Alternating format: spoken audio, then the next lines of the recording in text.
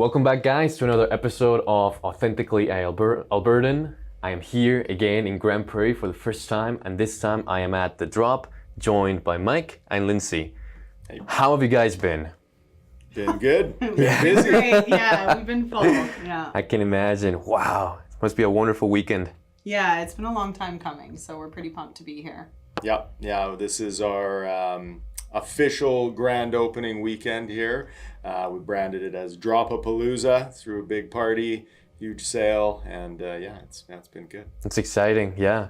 For those of you guys who don't know, yesterday there was a ribbon cutting ceremony. Lots of people were here, from sport aficionados to people from the Chamber of Commerce. A lot of people were involved, really wanted to see you guys succeed. How do you guys feel about that, being that involved in town? Yeah, I mean, it's, you feel really nice about it for sure. We are both local, grew up in the Peace Country in Grande Prairie, born and raised. So, it's something that means a lot to us. We put a lot into this community, and but the community that is here really, brings a lot back to all the local business owners too. So it's super nice. The Chamber of Commerce especially, though, has been such an incredible resource for so many businesses in the Grande Prairie community, and I've been involved in the Chamber for several years, and it meant a lot to us to throw that ribbon cutting event yesterday and see all our Chamber friends come out to support us, and it really is just proof that Grande Prairie supports its own. They show up for other businesses, and it was really, really heartwarming to see that kind of support yesterday. Exactly. Yeah, that's the vibe I've been getting from the business I've interviewed. A lot of community, a lot of people supporting each other, wanting to succeed. And at the same time, I mean, this is a big payoff for you for both of you, because from your speeches yesterday, I got the notion that you guys have been involved in the sports community for a long time as well. Yeah, absolutely. Yeah, we really have. I've personally been involved in the action sports industry for, 25 plus years. But yeah, like, our history runs pretty deep within the community, but in the sporting world of the community, specifically the action sports community. Like we were saying yesterday, I grew up out at the local ski hill here, Nighthawk ski area. My parents ran it through the 90s, and that kind of became, just like my core of everything that I loved there. So that kind of just trickled in and transitioned into trying to create a career out of something that, I was actually passionate about. And then, down the road, Lynsey's family ran the same local ski hill for many years as well. That's where we ended up meeting, was out at the local ski hill. And so again, to say that our roots run very deep within the action sports world, specifically in the Peace Country, would be a bit of an understatement. So, a lot of people, what limits them from going out and trying out action sports and having fun with it is the fact that some of it is expensive, and a lot of it is, they don't have that community that brings them, that invites them over. Yeah. So I think I saw that yesterday from just an outsider's point of view. Yeah. And I think that's great that you guys have been doing it. It's so important to us to be able to give people the opportunity to get out and enjoy these kind of sports. And, yes, it can be cost prohibitive sometimes, but we certainly do our best to support all the opportunities for people to get out to Nighthawk, to get out surfing, to get on a skateboard for the first time. And that's really what kind of lights our fire, is being able to help these people get what they need to go out there and really live their life and have fun doing it and have quality gear that performs. Exactly. So, but it's a lot of fun. It's a lot of fun when you're out fun. there. Yeah. Well, and that's exactly it. It's like, trends will change and everything like that. But at the end of the day, these kind of core disciplines that we're a part of, I really can't imagine selling anything else. You have to be passionate about what you're doing in the industry you're in, and then like they always say, you'll never work a day in your life. I don't necessarily believe that, because we work a lot of days in our life. Yeah. But the point being that it's like we have this conversation almost every day, as tired as we might be, and going through everything. There's not really a day that goes by where we're not excited to work, to go to work and do what we do. So we have to take that as a pretty good sign. Exactly. Yeah. How do you guys get into the business of selling sports equipment? Yeah, so to try and bundle that down as tight as I can, again, deep roots within, started snowboarding when I was super young, skateboarding super young. And yeah, through the course of time, worked at a local general sporting goods store when I was a teenager. After that, after college, ended up opening up a few different and more action sports specific stores, shops in Grande Prairie, and then also a little bit further north in Peace River. After that, partnered with some other local business owners and entrepreneurs, and we opened up S3 Board Shop 15 years ago.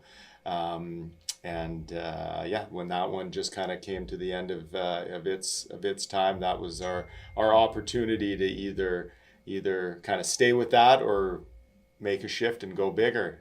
We've got the Peace Country is quite large in geographical size, and so we're fortunate enough that Grande Prairie is that hub. So we get a lot of those people coming through this area. So we want to make sure that they got the best selection. So, but yeah, I mean, it's just been a trickle down from the very beginning, and just how the cards landed, I guess. Mm-hmm. When you were first starting out, was there ever a mentor who kind of guided you through the process? For me, unfortunately, I really didn't have a whole lot of mentors, and that's one thing that, looking back in hindsight, I would advocate greatly for young entrepreneurs, is to find that mentorship that could actually, they've gone through all those trials and tribulations, the things that are going to trip you up in the beginning that could be made so much easier. And unfortunately, I didn't have that. So I had to learn a lot of those lessons the hard way. Whereas, now I would eagerly, look to mentorship.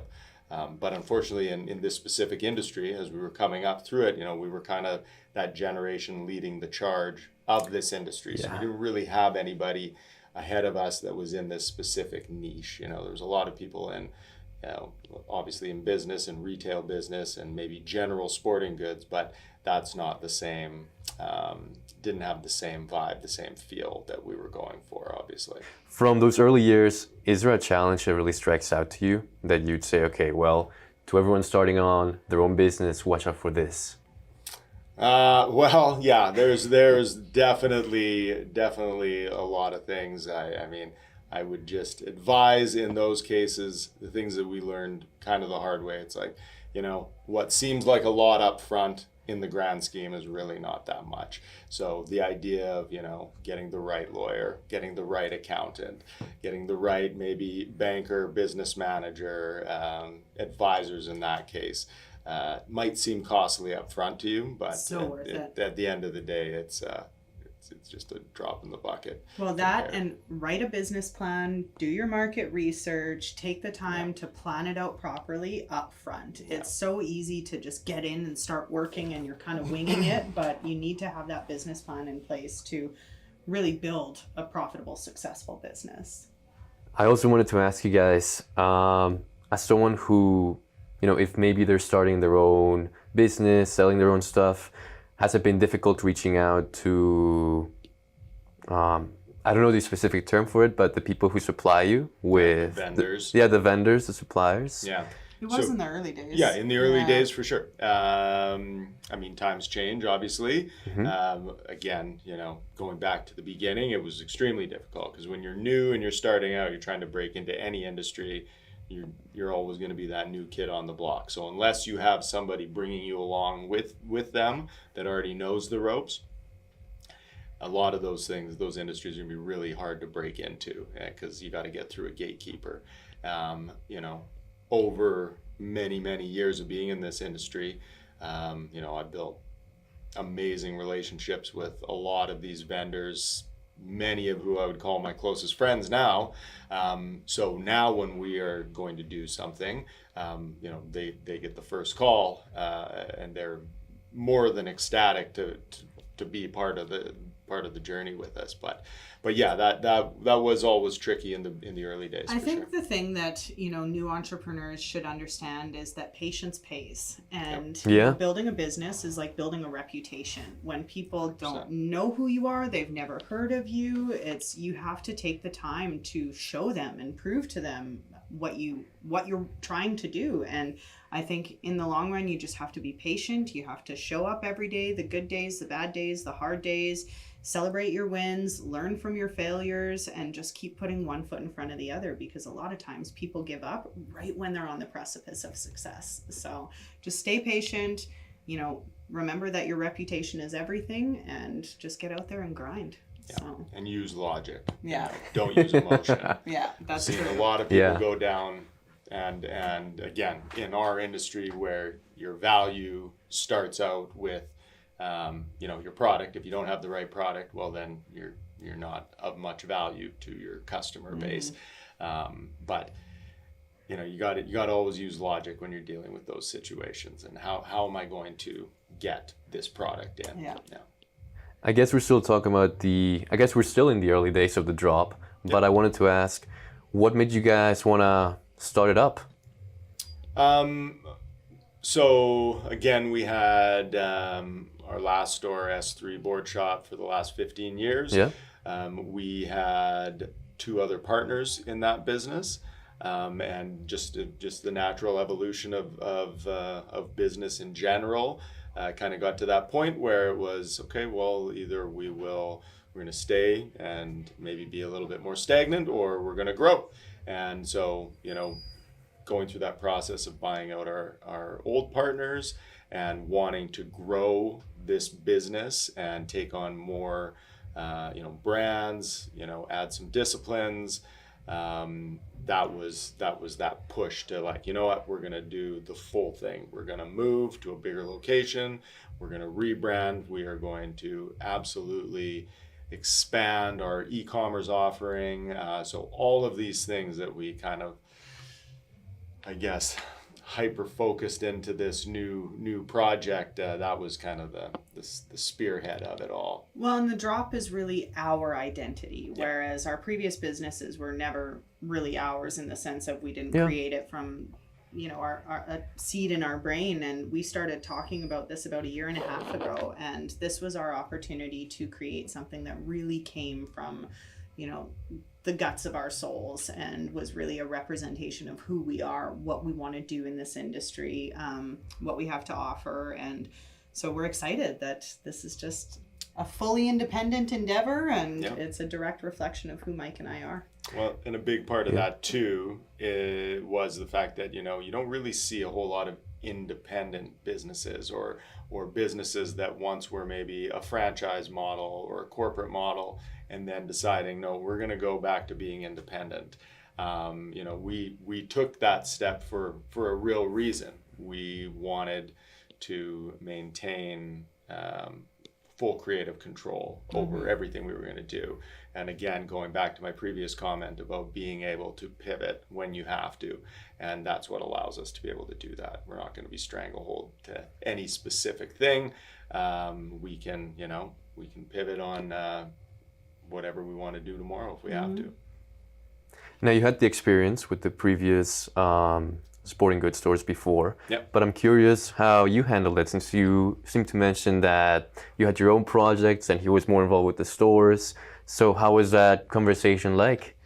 I was always involved in the store with Mike in some capacity. I would, you know, help out with some buying or events. I loved being on the floor and helping out whenever I could, but in my own career path, I've done a few different things, and I've learned what's really important to me and what I value. And what I value is the freedom and flexibility to run our life however we need to. We have 2 daughters. One is a type 1 diabetic. She requires around-the-clock care. And this opportunity gave us a chance to really build our business around our life in a way that allows us to be the kind of parents that we want to be, put our family first, and I feel more connected to my husband than ever, because now we're in the same lane, whereas we used to be in complete opposite lanes. And so we were living in two totally different worlds in the sense of what we talked about at the end of the night, and just, you know, who we hung out with and who we were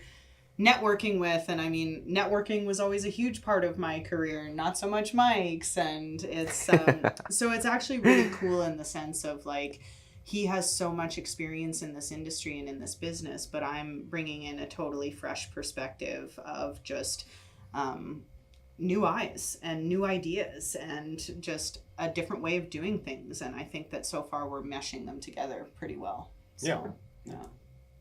I remember when I first did snowboarding, it was actually a year and a half ago, and I was working at a camera rental place, and one of the customers actually lent me her snowboard. Oh, nice. And I went out with a friend who hadn't snowboarded either. He had only skied. Fell about 40 times, all the way down. But, you know, at least that friend, he got some Spanish lessons, because each time I fell, new course word in Spanish. Yeah. He was fluent by the end of the trip. That's awesome. Yeah. Nice. I'm glad you guys are providing that experience, that you're helping people out, that, you know, the customer can really trust you guys to guide you on what they need. That's the goal. I know we just opened, you guys just opened, but are there any plans in the future that you're looking forward to? We've always got plans in the future. Nothing, Like, where do we start? Yeah. Nothing that we would want to put out there just yet. At the moment, but we're just super proud of what we've accomplished. I mean, this was a labor of the last 14 months of our life. And so to just be here now, having our grand opening, you know, we're really looking forward to just kind of soaking it up for a little while right now. And just really, you know, fine tuning the customer experience, but also from a business perspective on our end, just kind of working out those just last few kinks. But we're just so happy and grateful for the fact that we got through it and that we're here, and now we get to just enjoy. That's right. If there was another place where you could place another store, which one would it be? Of something like this, well, there's lots of places now, again, talking about like kind of what we were before when you're doing that market research. The real reality is these do most of the places that another one of our stores would do really well are already very saturated. Yeah. Right. So, you know, it is really one of those things where it's like, and funny enough, all of the retailers more or less across Canada that live in this action sports space all kind of know each other in one form or another, and for the most part are quite respectful of each other as well. And so unless there is a specific area that no longer has the right representation there, we wouldn't try and, you know, enter into somebody's back door and just fight for the same dollar just for the point of, you know, trying to fight for that same dollar. There's way more industries out there where we can make a lot more money. Again, this is definitely more of a labor of love, passion industry for all of us who are in it. So, well, we could make more money, but we'd have less fun, and That's right. that's not you know, worthwhile sacrifice for me. You need that balance. Oh, absolutely. that's right. What does success mean to you guys? I think Lynsey hit the nail on the head earlier when she was talking about it. For us, it really is the freedom and the ability to kind of run our personal lives the way that works the best for us. And For makes me, more it's sense. the ability to do what I want, when I want, where I want, and with who I want. And so this gives us the opportunity to flex our life in a sense of, you know, if it's a gorgeous bluebird day outside and we can take the kids on a bike ride and, you know, we've got all the staff here, then we can just take off and do that. It's just really about that flexibility to design our work around our life and not the other way around. So we are just so grateful for that flexibility, and we feel like we've, you know, kind of hit a successful point in life, and the fact that we can do that and we can always put our kids first and we don't miss anything that's important to them. If they're sick, I'm home, and that's such a great part about our partnership, is that anything that I might be missing at work because I'm home with the kids, he can pick up the slack, and vice versa. So it's, I think that is really success for us, is just being able to make the choices that feel best for us. So Sounds good to me. yeah. Aside from the drop, are there any what's in future for you guys? Are there any other side projects that you might have in mind? Oh, I mean, I always have so many side projects, but I think the future for the next little bit for us is just a little bit of rest. It's been a pretty wild year, and then kind of really start looking at some other opportunities that just might get us excited and help further our. Yeah, like we were talking before, in the next move is really more of a a deeper dive on our online presence. Yeah, just to be able to service our customers that are outside of the Peace region. Do you guys have a lot of customers outside of the Peace region? Yep. Tons. Yeah. Okay, yeah. So how have you guys tackled that challenge? Yeah, I mean, we've had a good online presence for a long time, but it's something that, like we were talking before, just needs the maintenance, needs the upkeep, and there's always new technology coming out to make that shopping experience as similar to an in-store experience as possible, and we just want to make sure that we can do that. Like I said, the world is changing very rapidly, and so if we can do the best job at that, then we'll be set up. Mm-hmm. Has it been hard to deliver to them? I wouldn't say it's been hard to deliver to them, but again, the online presence and like creating that is just super time consuming and costly. So Yeah. in time, costly in time and finance. So it's that is the difficult part. Something to look forward to, another challenge to overcome. Another challenge, That's you right. bet. Yeah. Our final question, and one that we ask all of our entrepreneurs, is if you had one word to describe yourselves, which one would it be? Oh boy, I don't know. That's a tricky one. Oh, it's easy for me. Oh, of course. Ambitious. Yeah. I literally live to be ambitious. I can't sit still. I am not somebody who can do the same thing every single day. I love a project. I love the rush that comes with achieving something and setting a goal and accomplishing it. And so I think that ambitious would definitely be my word to describe myself. So Maybe shameless. yeah, shamelessly ambitious. So yeah. Yeah, no, good one. All right. Well, thank you guys for being part of the program, for joining me on this interview. It was great getting to know you both, knowing your history, and I'm looking forward to what it brings next, Absolutely. Thank you. All right. Thank you so much. And thank you guys for joining us on this episode of Authentically Albertan. We'll catch you in the next one. Stay authentic. Stay authentic.